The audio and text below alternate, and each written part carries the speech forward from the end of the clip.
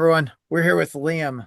Liam is in a really fucking cool band called Tumble. They have a new EP out with a killer lead song called Lead by Fear. The song, not the EP. The EP is called Lost in Light. Um, you guys should fucking check it out. It's super fucking cool. It comes out, is that April 25th? May 2nd for the full EP. Thank you. Sorry, too many Welcome. like It's dates in my brain. Fuck. all good. I know how it's like. Yeah. Yeah. So what was the catalyst for like Tumble starting? Um, I mean, I've been, when I was just a teenager, I had always wanted to play in like a band of this nature, and so it just took years and years to find the right guys, find all the right elements. And yeah, I mean, Tumble started in 2022. Um, and yeah, it's kept going from there.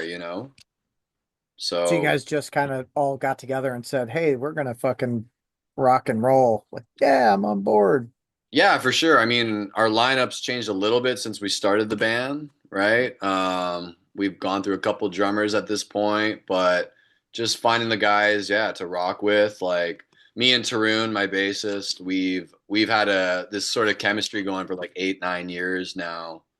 Um, where we're just always jamming and getting inspired by each other's playing and just sharing music, and so yeah, I mean it's been an awesome sort of journey so far, and we're just excited to see where it keeps going. We're finally putting out the debut EP, very shortly, and yeah, we're just super excited to Hell see where yeah. this road takes us. Yeah.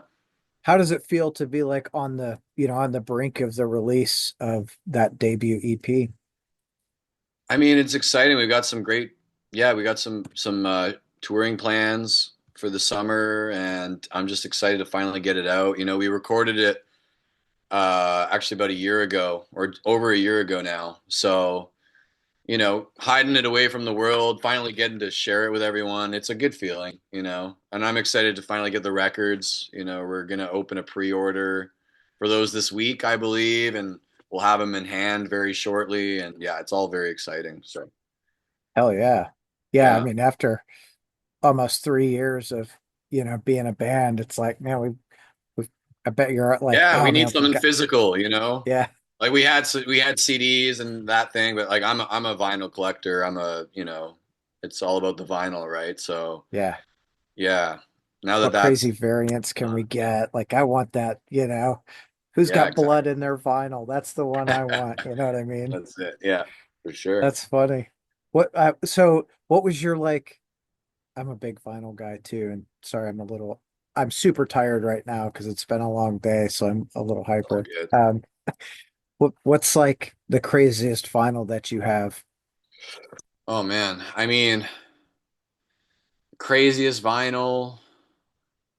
I mean, I've spent probably too much on one single record. I used to work in a record store. Uh, I've got a couple Banshee records, like original US copies of those, like that early 70s band Banshee. Yeah. Um, those sure weren't cheap. Those are No. awesome. I love Taste. Taste is one of my favorite sort of power trios. I've got one of their self-titled on like an original UK stuff like that gets me excited. Hell Yeah. yeah. That's I used to really like those like early pressings and uh, my house burned down 17 or 18 years ago now and Oh I man, I lost some sorry. I lost some really cool shit that like Uh, I still cry a little today. So I'm yeah, that like, blows, man. That blows. ah, Like not many things I'd ever want to let go of. right. And yeah, it's just like I always like having my records, but I'm sorry to hear that. I had a good friend that went through the same thing, house fire, and lost his collection, and it's tragic. But Yeah, it sucks. I literally, when I started dating who is now my wife, I told her, I said, listen, do not buy me any vinyl. Like I don't. I don't want to get into it. And it wasn't a year. And she bought me a vinyl, and I was like, well, you started it. And she's like, what? Started it all over again. Yeah. Yeah. She's like, why are you getting 10 records this week? I'm like, it's your fault. I don't know. Yeah, you know. Yeah. So like what are your thoughts on like the liquid filled or like sand filled records? Yeah, I mean, like it's creative, right? That's like vinyl is an art form in itself. So, it's always really cool seeing all that kind of stuff. I love just black vinyl too, you know. I made sure with our record that we had a black vinyl variant because I just think, it's important to have, you Well, know. anymore, you don't see a lot of black vinyl, right? We're so No. we're so enthralled with like, oh, what kind of crazy thing can we do with it? You know, look, Yeah. And I think there's like creativity and then there's maybe like the cash grab, and let's do the most outlandish thing just to like see who will buy it. But I like black vinyl and technically it sounds better too, right? So I'm the guy that's like, oh, that's fucking cool. I'll totally buy that, you know, like yeah, there you go. whatever. Or our colored variant will be for you. Yeah, I don't know, like I'll buy all of the variants. there you Uh, go. because I guess I'm a little bit of a completist, but whatever. Yeah. What More the was the, yeah, for sure. Unless my wife sees the collection. merrier. So what was like writing this EP like? I assume, well, I mean, you guys recorded it a little over a year ago, so you guys spent like the first year or so of the band like writing all of it. Yeah, I mean, like the EP, some of the songs on it have been kicking around for a while, and then others we wrote just before getting in the studio. Uh, um, and yeah, all those songs came together the same way a lot of our songs do, which is um, I'll have an idea for a riff, or Tarun will have an idea for a riff, and we get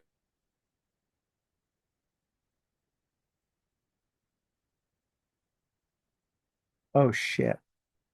see what happens, see where it takes us. We like there's a highly improvisational aspect to the band, and so yeah, like it comes together musically first, and that's how all those songs kind of came together.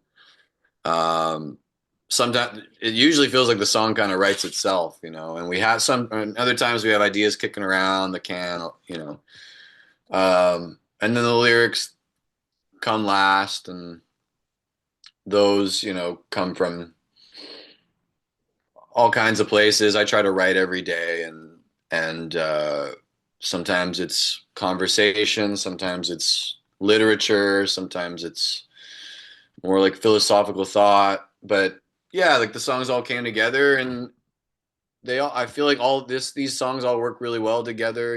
They're a good snapshot of Tumble, and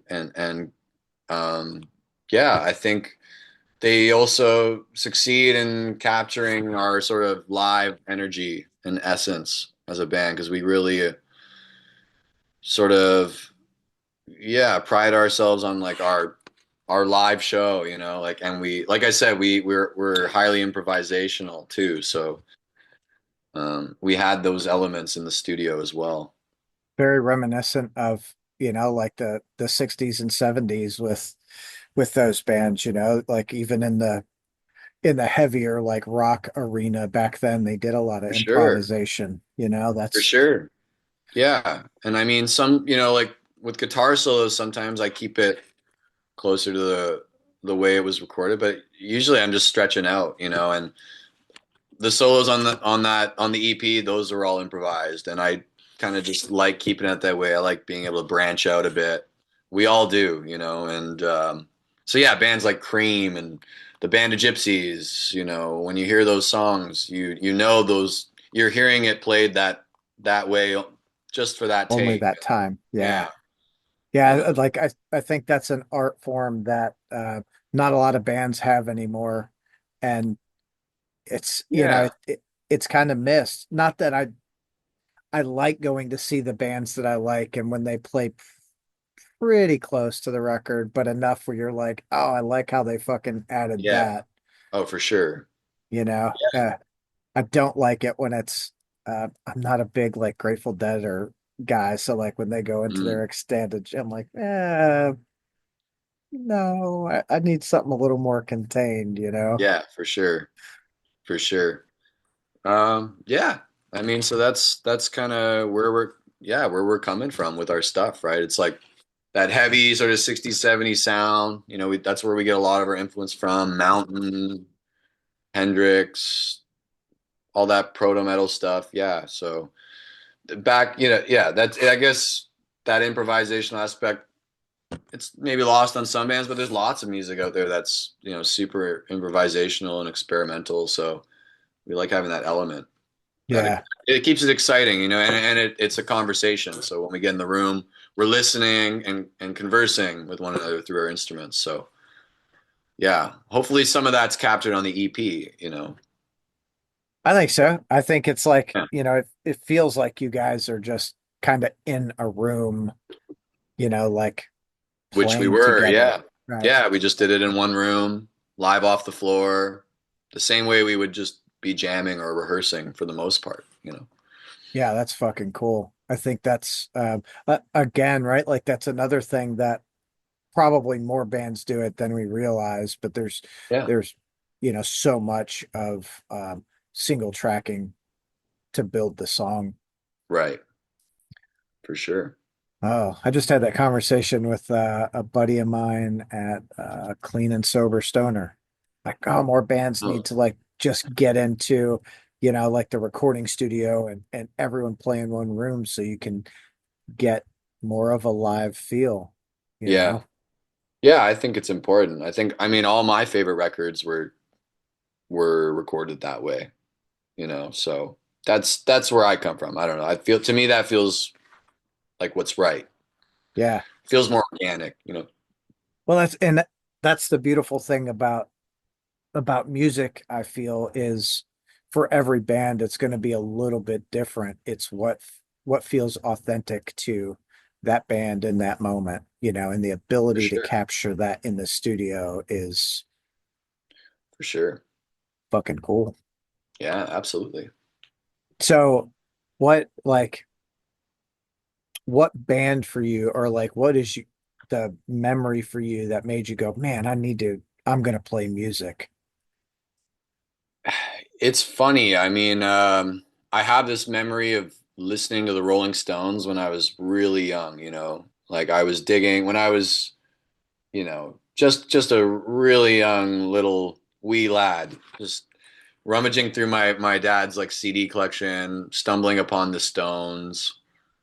And it was the song Satisfaction that really was one of the first times where I could hear all the instruments communicating with each other. And like, that song just like really, just that riff, right? It was such a hook, and it just got me. Like if it was like, that was one of the early moments where I got bit by the bug, and had to know more and hear more and all that stuff.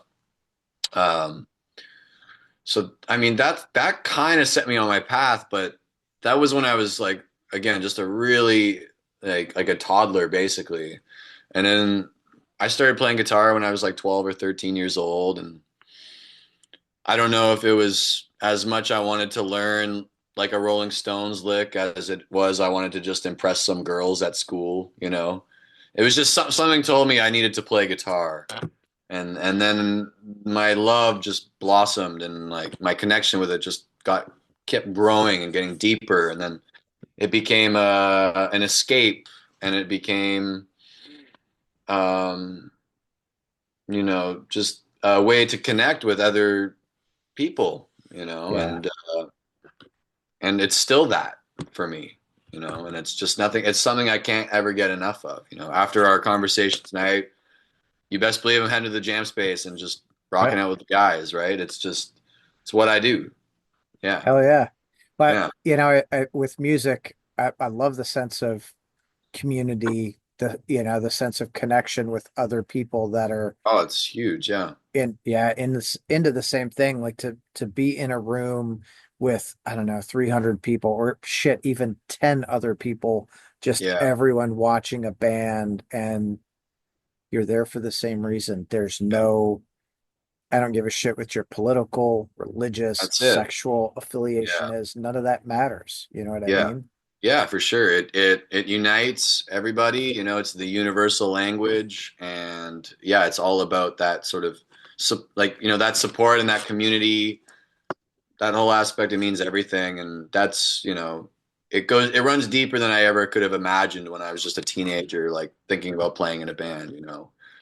All of a sudden you're there and it's like, yeah, man, like that's some of the most meaningful moments is connecting with those other musicians or artists or fans and just feeling that energy in a room. So yeah, that live energy and atmosphere, it's always been sort of the most important thing to us. We were playing live. We played so many shows in the first year as a band, like sometimes two shows a night, and we just wanted to play, play, play before getting in the studio and just and yeah, I'll always love playing live. I'll always, whether it's like you said, like for 10 people or 1,000 people, 10,000 people, it doesn't matter. Right. It's yeah, it's that you Yeah. get that same feeling. So Just fucking drawn to it. None of yeah, the man. outside world matters. Like some of my favorite memories are taking my kids to experience that with bands and seeing the look on their face when it connects with them. Hmm. They're like, "Oh shit, it's Yeah, really like priceless. this." Yeah, it is. Yeah, yeah, and they'll never forget that too, right? At their age, yeah. Yeah. Yeah, now I mean, God, I gotta think. They've been going to concerts for I'm old, so forgive me. My daughter's first show was almost 10 years ago, and it was Max and Igor Cavalera doing the Return to Roots tour. Okay. That was cool. Right. Fuck yeah. Man, I'm way too much of a nerd for that. Never mind. Brush that aside. Yeah. What was your first concert experience? um, I honestly can't remember if it was Blue Rodeo. I don't know if you know the Canadian band Blue Rodeo. They're big here. Um, it was either them or Bon Jovi was like my first like arena show All that my right. mom took me to. And I just remember like all these, yeah, just cougars surrounding me smoking weed. And it was the first time I'd smelt weed in a rock crowd. It just, yeah, I definitely remember that. I just don't remember which show came first. My memory's hazy. I probably started smoking too much weed, but Yeah. Well, and I think the first concert is if you go to a lot of concerts early on, it's hard to like remember in what order they actually happened. yeah, it's just a blur. I'm just bad with years and you know all that stuff. But Yeah. that it So was either one of those two that was my first show. do you remember like what your impression of like Bon Jovi was at that point or Blue Rodeo? Not really. I mean, I knew like some Bon Jovi songs at the time that that I liked. I can't say I've listened to him and since then, Sure. but it was just the atmosphere. I think kind of like almost what we were talking about, just that live atmosphere, that energy.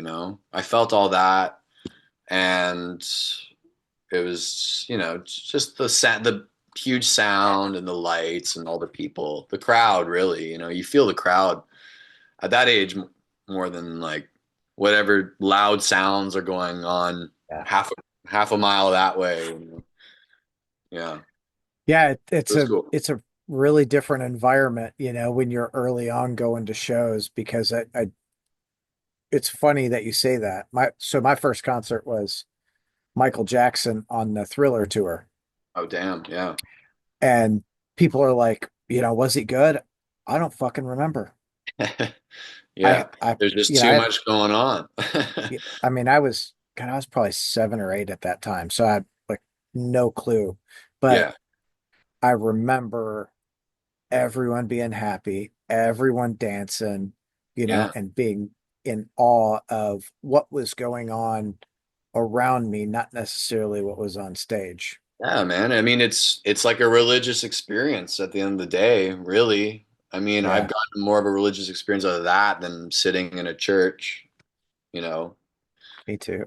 But that's, yeah, it's just that feeling, man. And yeah, if you're 7 or 8 years old, you're not gonna remember how they sounded that night, or if they played a Right. good, or if Michael Jackson you know, sang one of his best performances. But you're never gonna forget that energy, that and that, yeah, for that crowd energy. So Yeah, yeah. that's I think that's what a lot of people really get with the live shows, it is that connection with the crowd or connection with the band or the atmosphere. And it doesn't matter how good or how bad the band played. It's however, that fan connected with it. Hmm. You hear bands all the time say, "Oh man, like that was our worst show," but everyone there said, "Holy shit, that was the best thing ever." Absolutely, yeah. I mean, I can be hard on myself too sometimes in my playing, but then, you see, someone's come to your show and just appreciates what you brought, you know, for everyone, and that, at the end of the day, that is what it's about. And so, yeah, Yeah. it's always a humbling experience and a joy getting to play these shows. And yeah, I can't wait to play some bigger crowds. We just announced that we're going to be playing a festival in the UK, so I'm just stoked to yeah, just meet more people, see more great bands, and yeah, Oh keep yeah. spreading the love. Yeah, that's good for you, dude. That's fucking awesome. Oh, thanks, Uh Jer. yeah, I'm super stoked. Do you have any goals or thresholds that you want to meet when the EP comes out? Well, I feel like uh, the EP will come out May 2nd. Um, we'll we've got a whole run of Canadian shows that haven't been announced yet that are going to follow shortly after that. And then we're going to be heading to the UK in August. So I think that we've got, yeah, like a lot lined up for ourselves. Um, we'll have those records with us while we're on the road and see where that takes us. And yeah, I mean, we're always aiming high. We want to go all over Europe. We want to make it happen. And we'd love to go across the states right now too. Crazy times, but right now our sights are set on Canada and the UK, and we'll just keep taking it as far as we can. Hell yeah. Yeah, Love to get you guys to the States. yeah, man. I mean, there's so many great bands that I'd love to play with, and lots of great cities that I've visited, and yeah, it'll happen for sure. For sure. We'll Yeah, make it just a happen. matter of time. It's just a Yeah. matter of time. Yeah, So if you could tour with like any band, what band would you say that's the band that I want to tour with? Just one. um, I'll just go ahead and name my fellow Torontonians Blood Ceremony. Okay. Great guys, great band. I love their sound, and I think we'd make a good package. But that's just the first band that comes to mind. I like the name Well, if you don't know them, you should check them out. for sure. Yeah, um, yeah, That's some of my favorite things about these conversations is finding those bands that I don't know about and I can go dig into. for sure. There's so much fucking good music out there that I wish people would like, I don't know, just pay more Oh attention yeah. to? Oh, it's hard to keep up sometimes. Yeah, for sure. I'm always blown away by some new band I discover or some old band I discover. There's just so much. Yeah. I mean, I So don't know what it's like worldwide, but when I lived in Nashville, and this is 30 years ago, I think there were 37,000 bands in Nashville alone. Like, holy shit. yeah, yeah. I've been to Nashville. There's a lot of music there, for Yeah. sure. Yeah, Yeah. So there's so much music everywhere. And it's true. I feel like if more people get out to the smaller clubs, that it would, I mean, I guess they have to be wanting to do that, not just go out to There go has to out. be a will for sure, you know. And I guess everywhere is different, but times are hard. Like, a starving artist like myself, it's hard to even just take a chance on a show when, it costs $30 to get in and you're spending X amount of dollars. I don't know. People, I don't know. It's sometimes it feels hard even to get people out to like see an opening band, Yeah. something, but I think yeah, cost proportionate though. If you're going to these big stadium shows, it's going to cost you hundreds of dollars. There's plenty of shows I would have loved to have seen, but it's like, man, I can't afford that. Right.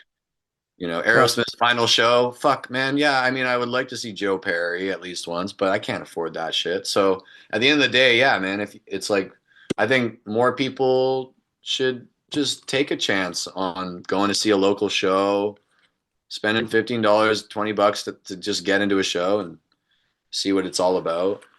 shit, our local shows are like $10. Oh, well, the American dollar. Are you in the States? Yeah. Yeah. So, I mean, the American dollar is a little different, but yeah. $10 is $10, like I'm I mean, sure it's yeah, it's more or less the same. yeah, And needless to say, you don't need to spend $500 to go see a rock show. To sure. you can spend $10, $15 to go see a great show, and That see well, it in a more ideal venue. Because if we're talking about Bon Jovi live at the Scotiabank Arena in Toronto, that's like you're not seeing the band. right. Yeah, it's so crazy how much people will spend to go see those bands in these huge arenas. Like Deftones is one of our like family bands, like when they tour, we'll go see them. But Yeah, that this run, they're playing the biggest shows they've ever played, and those fucking tickets, there ain't no way. no, not a Like I'm chance. nah, just not interested. Like, and I love them, but I'm not a fan of them in that big of a setting. Like I like the smaller settings. Yeah, for sure. I Good mean, for it's them. it's I could go on about for hours about talking about how corrupt that side of the music industry is, and that whole Yeah. monopoly. But yeah, I mean, yeah, it's important to know you can get that same feeling and be inspired just by going to a local venue and meeting people and taking a chance on a band that you might not have any idea what they sound like.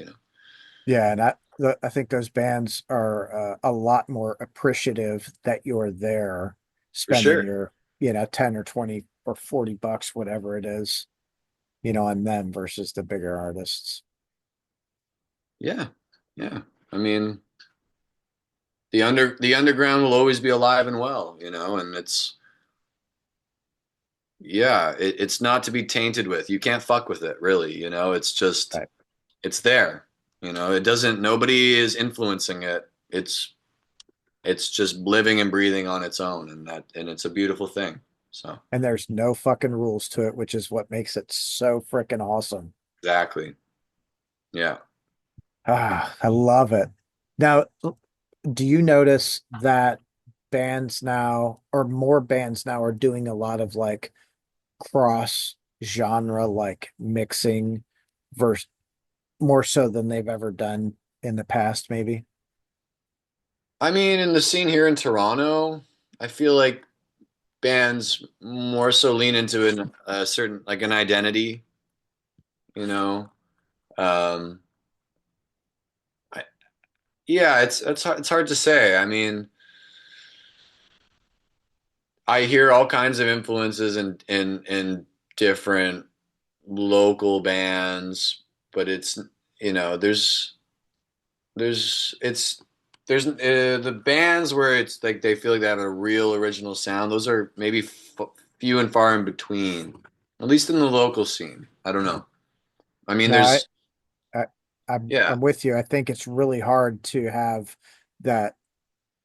It's hard for a band to have that sound when you listen to it, like newer bands, right? You listen yeah. to it, you go, "Oh, that's I this mean, band." it's 2025 and it's hard to have an original sound, you know. I think for artists, it's just important to channel your inner voice and whatever ideas you're trying to get out, you know, just let it happen, let it flow.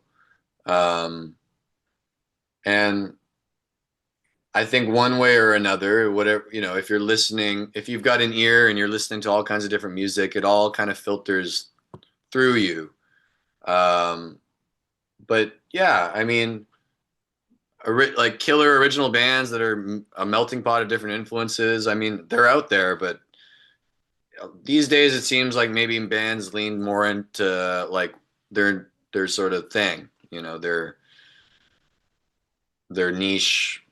And I Yeah, guess in a way that's what we're doing, you know, we're not necessarily trying to reinvent the wheel. We're like taking a lot of inspiration out of all these bands from the 60s and 70s that we love, but at the end of the day, it's Tumble, you know, and we're just trying to be Tumble. So, sure.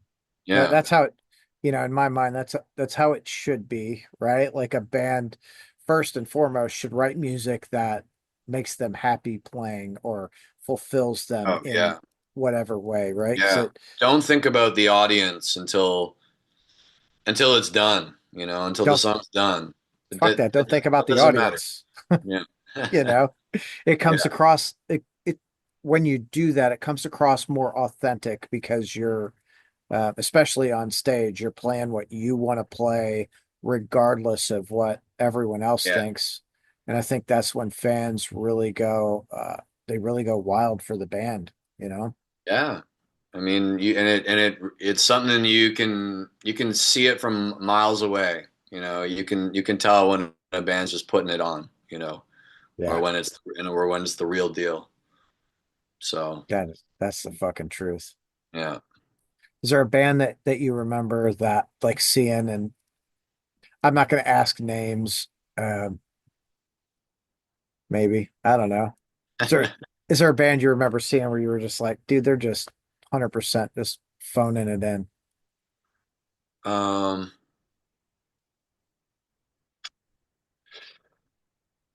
Ian Blurton's Future Now. I'm just gonna say that. You know, Ian is the one who co-produced and recorded our record, our new EP, Lost in Light. And we just recently did a string of shows with him and his band Future Now.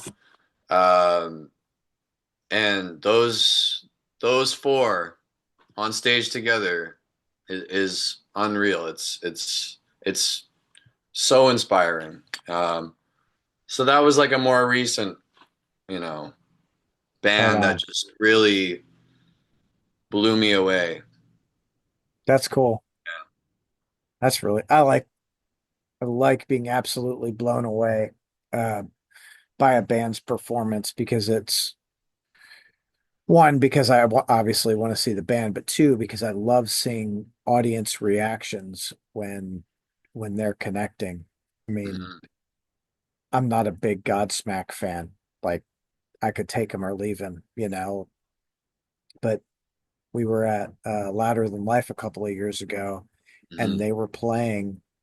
And I'm just like, yeah, whatever. Not really paying attention to them, but I watched everyone's face around me, and everyone was in that space where they were just happy, getting along to the music. And it was, I would say, it was everyone that I saw or remember seeing, they were just all in that same Oh yeah. space.